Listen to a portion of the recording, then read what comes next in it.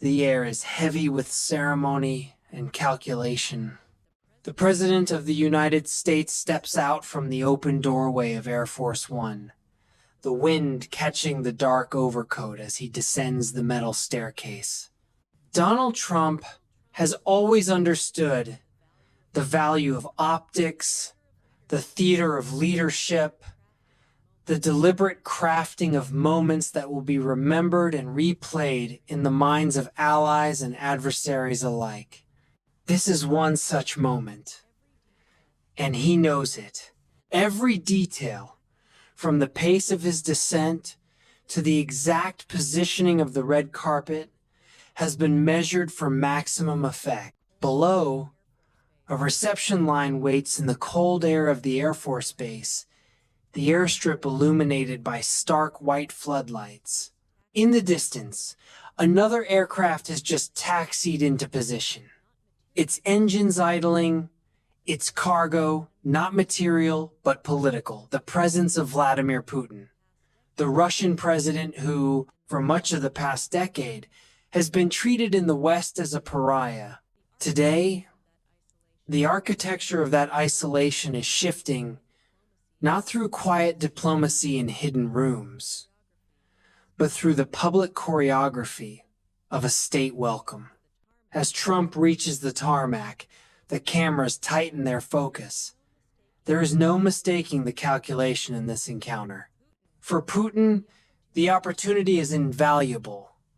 A chance to stand once more at the symbolic top table of global diplomacy to project an image of parity with the leader of the United States.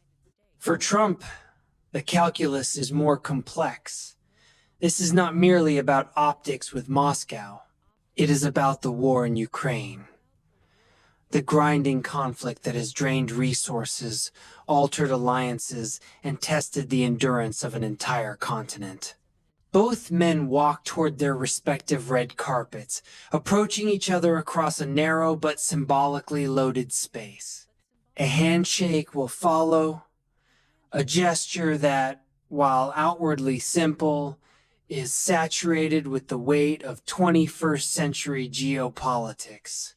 Cameras capture Trump's brief clap as Putin emerges from behind his aircraft, a small, almost theatrical cue that announces his arrival to those present and to the millions watching abroad. The handshake is firm, the smiles measured. Beneath the veneer of cordiality, each knows precisely why they are here and what they hope to extract from the hours ahead. For Ukraine, the sight is deeply ambivalent. There are those who see in it the first true sign that the path to a ceasefire is real, that the bloodshed and artillery barrages might at last slow. But there are also many, particularly among those who have fought and bled to defend their territory, who see risk, even betrayal.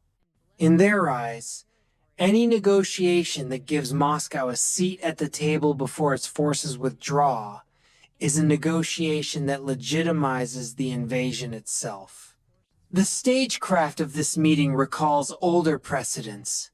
In the late stages of other great power conflicts, the handshake between leaders often signaled either the beginning of the end or the moment when one side began to consolidate gains through diplomacy rather than battle.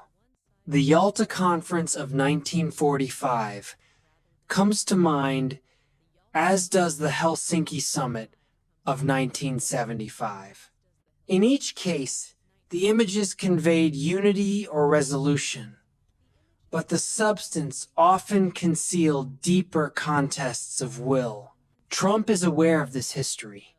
His advisors have calculated that the mere act of hosting Putin, not in Moscow, not in a neutral capital, but here, on territory under the American flag, sends a clear signal.